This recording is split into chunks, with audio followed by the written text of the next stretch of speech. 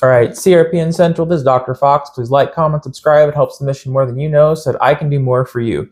As you can see, this is our tribute to Veterans Day. This is my friend here. So, Barry, would you like to introduce yourself to the audience? My name is Barry Thaxton, and my actual full-time career was working for the state of Illinois in the Department of Revenue. During that period of time that I worked for Revenue, I was also a member of the Illinois National Guard, the 183rd, here in Springfield, Illinois.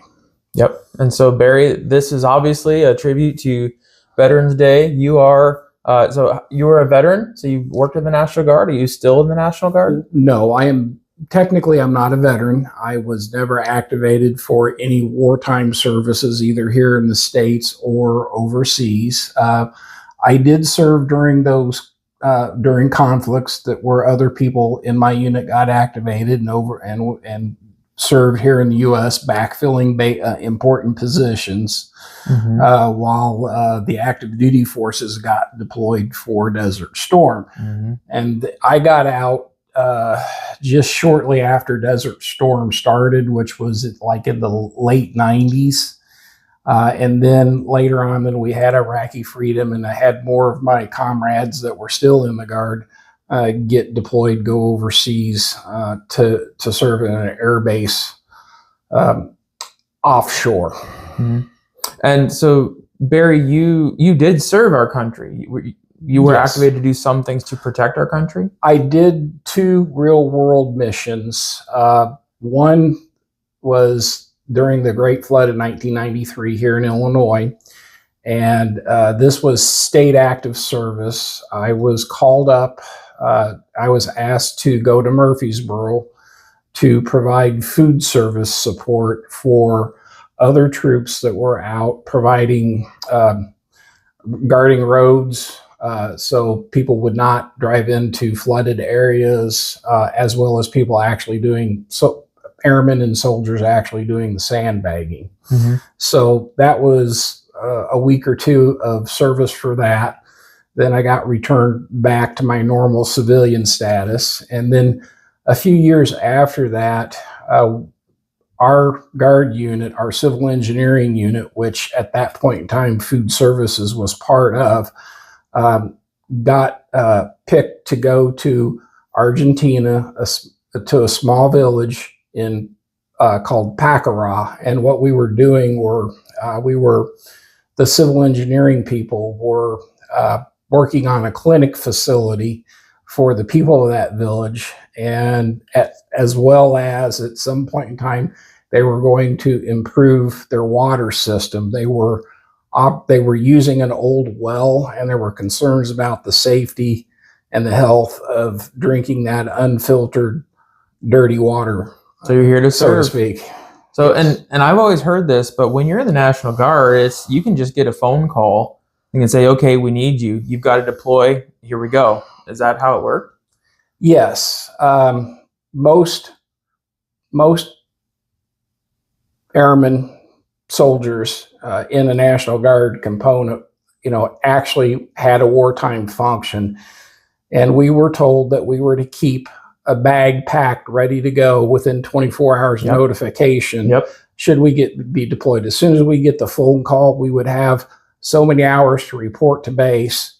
So we would have had to have all of our financial and everything planned ahead of time. If we were married, we had kids, all those arrangements with the spouse would have to have been made ahead of time. You had to make sure that your spouse was going to be taken care of and any children that you had during your deployment. Yeah. So it is definitely a service, literally a service, because you're serving your country. You're putting everything aside to make sure that your country is okay. Yes. And that's what the National Guard is all about. And so I don't know how you define veterans or whatever it might be, but the fact that you signed up so that you could put your life aside to protect this country, I think is very important, Barry. Very important. So this right here in front of me, this is my grandfather's flag. This was given to him when he died many, many years ago. My grandfather served in the Korean War, and he told me so many very interesting stories. He was a professor in music. He loved music, and he was drafted. He actually had to go to war. He was called up and he had to be a soldier. And because of the things that he did, the stories that he told me, I know for a fact that our country is protected. It's a little better because of it. And so, Barry, what you're going through, you did the same thing. So I wonder, do you have any other family in the military? Yes. What I remember right now is I had two uncles. One of the, and this is on my mom's side of the family, it was her brothers, and he was one of the oldest boys, and he actually had served in World War II. He was 101st Airborne, and he went in a day or so before the Normandy drop with his unit. Their mission was to try to take out some of the coastal guns ahead of the invasion. Then I also had an uncle that served in the Korean War. I don't know exactly what he did. I just know that he was in the Korean War. He didn't want to talk much about it. I'm assuming that he probably did have combat. He was engaged in combat over there. There were some that war. There were some really nasty, brutal engagements, and he may have been in one of those. I remember my grandpa told me a story one time.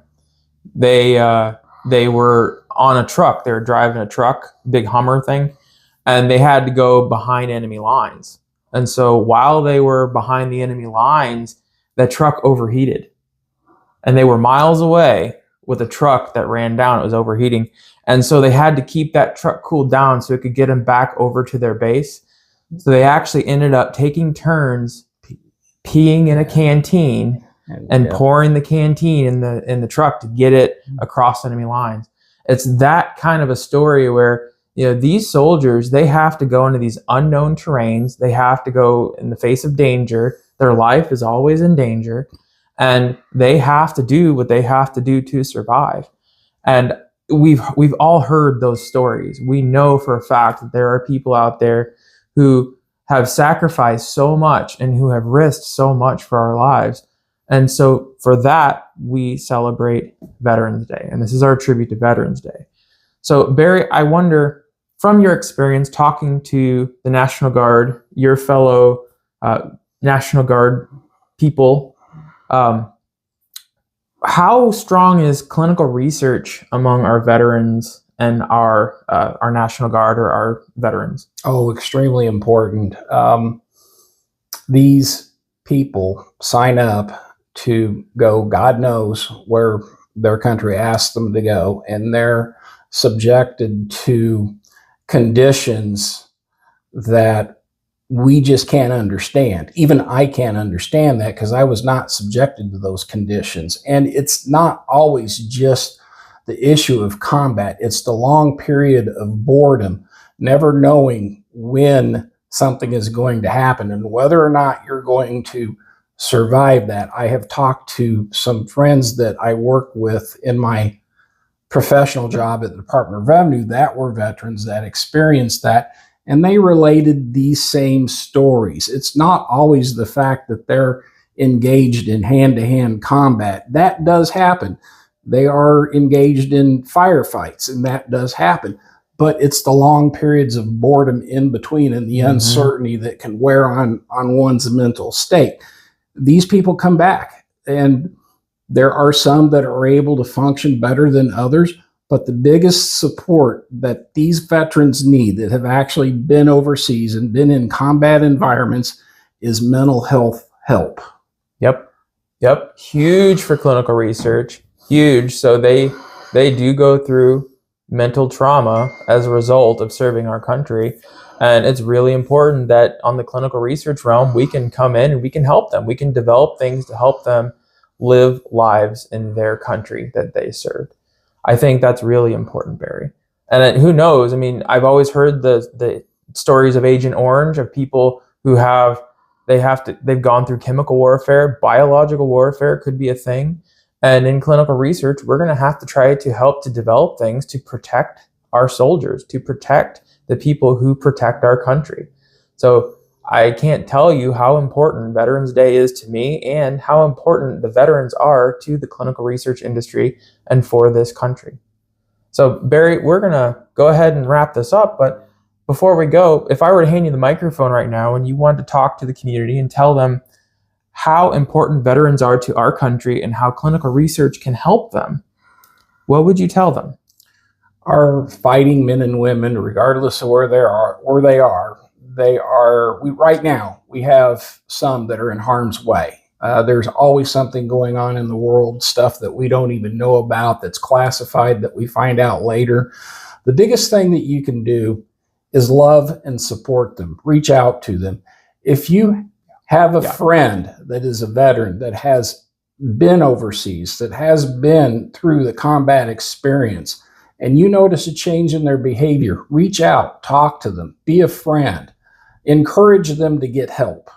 Yeah. The good thing, I can't really say there's a good thing about what these veterans go through, but there is a benefit that they all get once they have been recognized as a veteran, and they do have access to VA benefits, and those are medical benefits, so they can get the help that they need.